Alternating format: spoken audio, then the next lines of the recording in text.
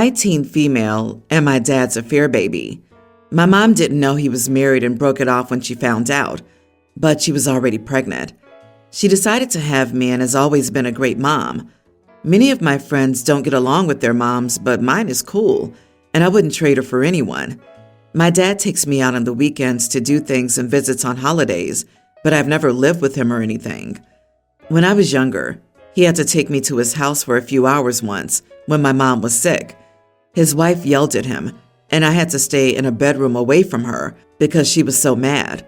My mom explained the cheating when I was older, and I realized how weird the situation was compared to friends with divorced parents. I have feelings about it, but he's my dad, so I try not to think about it much. I know my dad's wife hates me and is the reason I can't see him more. So yeah, she has a reason to be mad at him, but also, screw her. So a couple of months ago, my dad asked if I would like to spend the weekends with him. I said I'd be okay with it if it wasn't at his house. He said his wife wants me to come, and she's had a change of heart. It sounded really sus, so I said no. Then this weekend, she wanted to come have lunch with my dad and me. She said she realized how important I am to my dad, since they can't have kids now, and that she would like to make up for it all and be my stepmom if I let her. It made me mad because she's made it hard to see my dad my whole life, and now she wants to be nice? I might be the idiot because I told her that if she can't have kids, that's karma for how she treated me, and she's never going to be anything but my dad's wife. She started crying, and my dad told me later that it was a terrible thing and I needed to apologize. My mom said that she put me in an unfair situation, and I should probably avoid talking to her right now because she's having to deal with infertility and hasn't really gotten over things. Am I the idiot? I feel like she kind of deserved it. I tried to screw your daddy for years, but since that didn't work, I guess you can work. Darling, you are not the idiot. You were being set up. They set you up, and their little plan failed and exploded in their faces. You were treated very poorly for years, and suddenly, oh, never mind, we're good now. No, never, not ever. People think, I'm sorry, erases all the evil they did. It doesn't. What it does is clear the slate so they can do it again. You dodged the again because, sure as heck, that woman will change her mind again. She said she realized how important I am to my dad. Translation: now that I know I can't have kids with your dad, I want to sweep all the crappy things I did to you under the rug and use you as a good enough consolation daughter. She didn't even apologize. She can't flip a switch and expect the relationship to magically be repaired. And while what you said was harsh, it was no harsher than how she treated you for years. Look, to be fair, the wife has every right to be upset that her husband had a child with another woman. Like, seriously, she is human and has feelings. Her needing to come to terms with her husband's cheating is perfectly normal.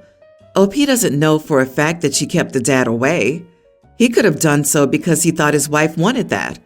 Maybe she just personally couldn't look at him and be constantly reminded of her husband's infidelity. That doesn't mean he couldn't go and see his kid without the stepmom. I think everyone's the idiot here. Did you miss the part where the wife made him shut OP in a bedroom so she wouldn't have to look at her? Are you for real? I don't care how upset you are about any situation.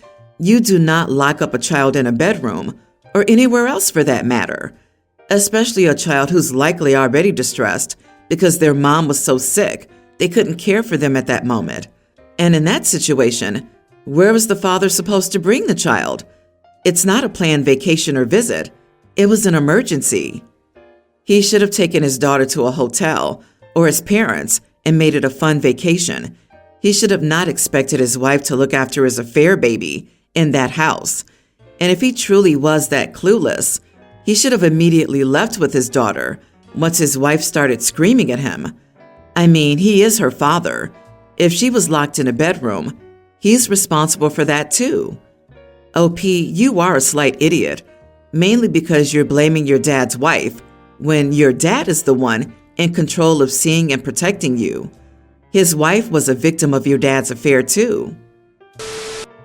For context, I'm a 28-year-old female who's 6 months pregnant, and my husband is 29.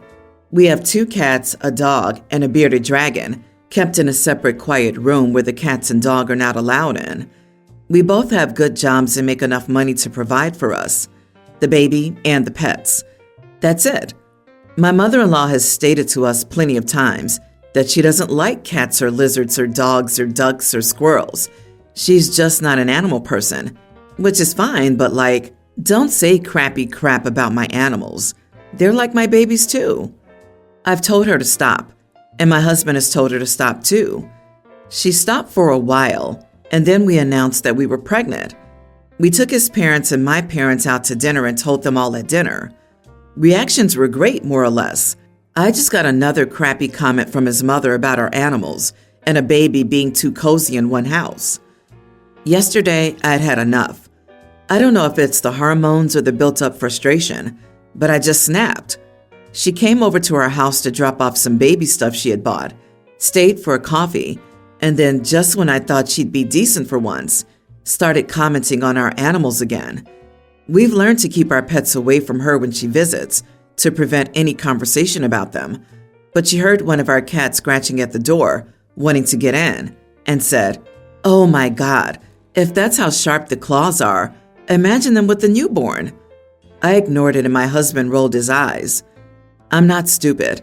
I'm not going to let my cats near the baby unsupervised. But she continued and started saying that it's too dangerous for a baby and animals to be living in the same place and that we need to be more responsible. Then she said the baby will be born into a zoo and will be living in filth. I lost my crap. I told her, "Who the heck are you to accuse me and husband of not being responsible pet owners and not keeping our home clean? You can see from where you are that there's not a single piece of furniture, wall, or air particle that's dirty. Stop with this narrative that we won't be able to keep our babies safe with animals in the house. The animals are our family too, and you have no right to come in here and disrespect them. Please leave. I've had enough of this." She looked bewildered and tried to speak and spout some more BS, but I interrupted and just said, with all due respect, "I don't want to listen to this crap anymore. Please just leave." My husband told her it's best she left, but he'll call her later. She eventually screwed off. A couple of hours later, I was making dinner, and I could hear my husband upstairs on the phone sternly putting his mother in her place. I don't want to say he was shouting, but he was definitely loud speaking. I do feel bad for speaking to an in-law the way I did, but I adore my pets. This is their home too, and I already go above and beyond to ensure my mother-in-law doesn't have to see them when she visits.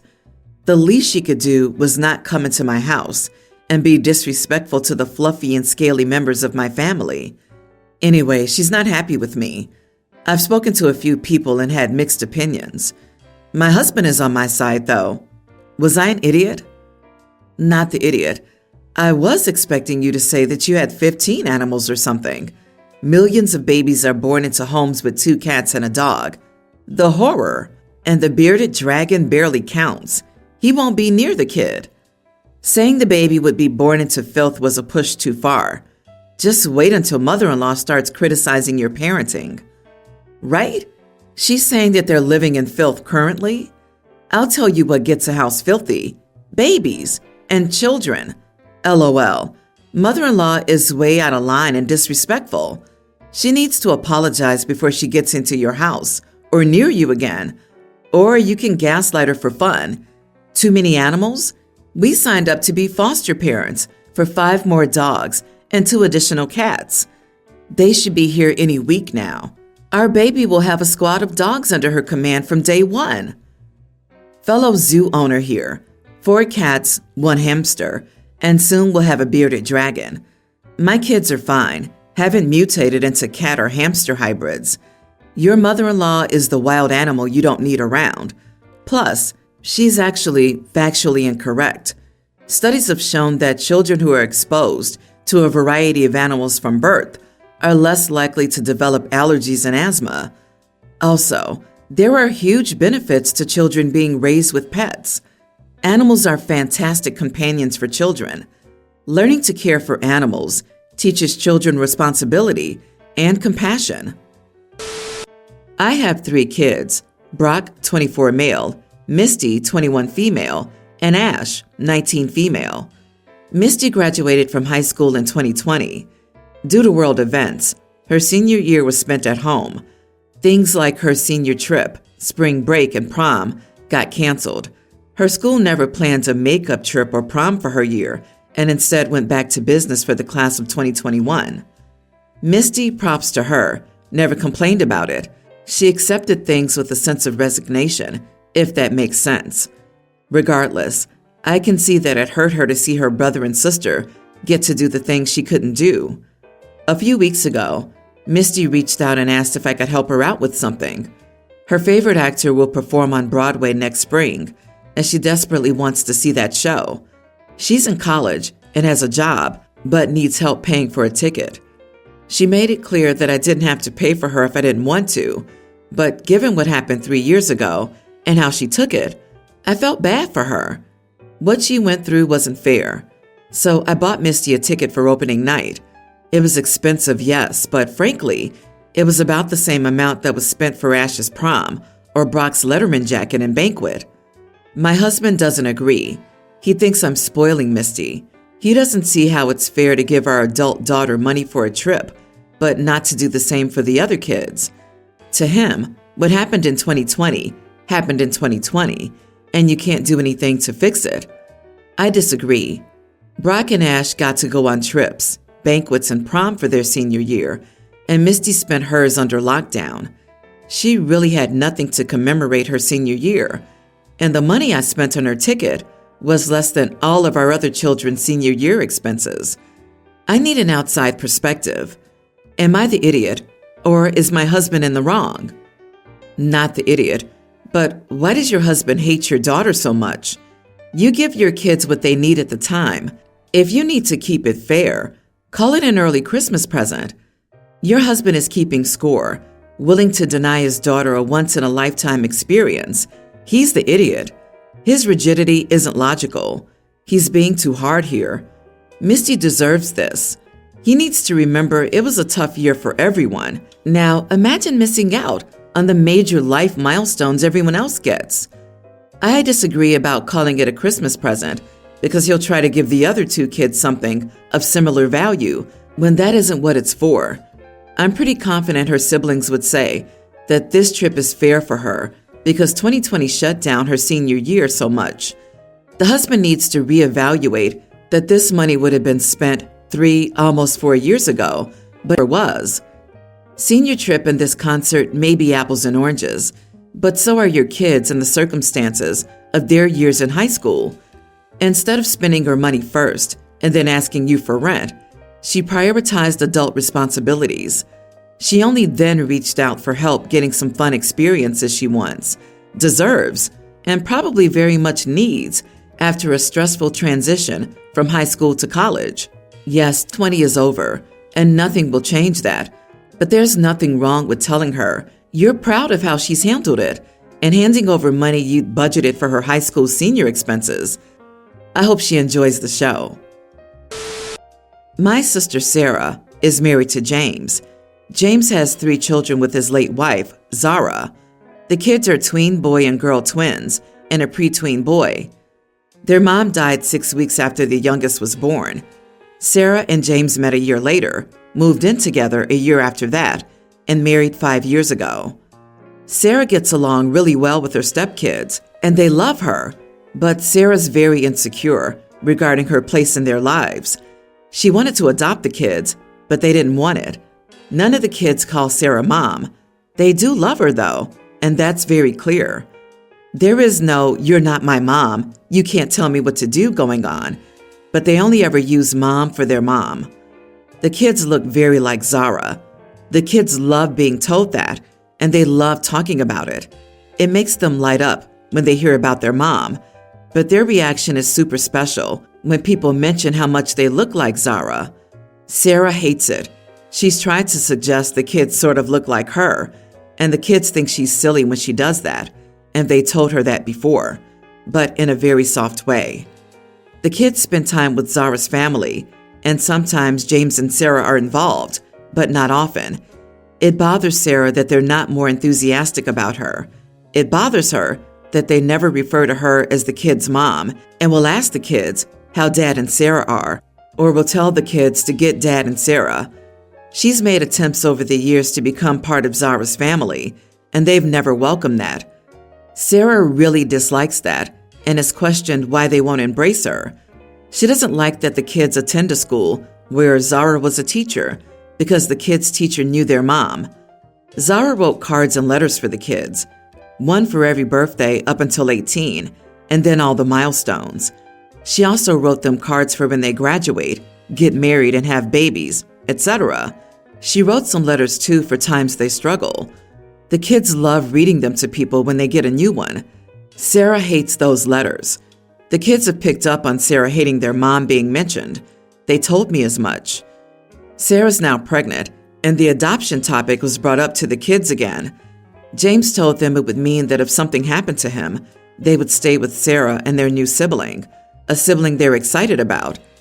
The kids still didn't want it. Then Sarah fought with one of James's friends, who told her she needed to stop competing with Zara. Sarah then came to me and started ranting about how unfair that was and how people should be more understanding of what it's like to be living in Zara's shadow. I pointed out that the kids love her, and couldn't that be enough? She told me that was a weird thing to say and asked if I agreed with James's friend. I told her that it feels like she competes with Zara and that it's unhealthy. My sister lost it and told me I'm meant to be more supportive than that and more understanding. Am I the idiot? Not the idiot. Sarah's going to end up making those kids resent her because they're going to start feeling smothered by her resentment of their mother. The fact that she tried to say they looked like her, she couldn't stand them for having their favorite connection to their mother, is awful. Sarah would benefit from therapy. It sounds like she's fortunate to be in the situation she's in, but if she doesn't learn how to manage her jealousy, she could destroy it. Does your sister want a rubber stamp for her feelings, or to find a constructive way of addressing the issues? It sounds like she wants the former, which will not accomplish the latter, or otherwise end well for her. I bet anything, this got a lot worse with the pregnancy. She's turning into an evil stepmother. Why isn't James addressing this? This baby will be the bomb in Sarah's relationship with her stepchildren. She raised them for the majority of their lives and wanted to be their mom, and now she's having a baby where she is the mom. The kids decided that she isn't their mom, and that's their choice, but they're going to notice the difference in how she treats her child. This all should have been talked about in family therapy, and James is a crap father for not insisting on that happening before the baby was conceived. James needs to nip this crap before the baby arrives. He's addressing it in the sense that he's with my sister and trying to get the kids to agree to be adopted, but that's about all he's addressing. I don't think he has a problem with the rest. Maybe he doesn't know. But he's also someone in desperate need of therapy because he is burying his grief and love for his first wife. Oh boy. So he used Sarah to be an intimacy nanny. She raised his kids since toddlerhood and is a replacement wife for wifely duties. No wonder she feels like she has to compete with a dead woman. Honestly, I feel really bad for her and those kids. They all need therapy, but the onus is on James to blend the family. Those kids are going to be hurt when Sarah stops mothering them in favor of mothering her own child. When she steps back from the role of your dad's wife and mommy, it will hurt those kids badly. And it's almost entirely on James because he should have managed his kids and the transitions better.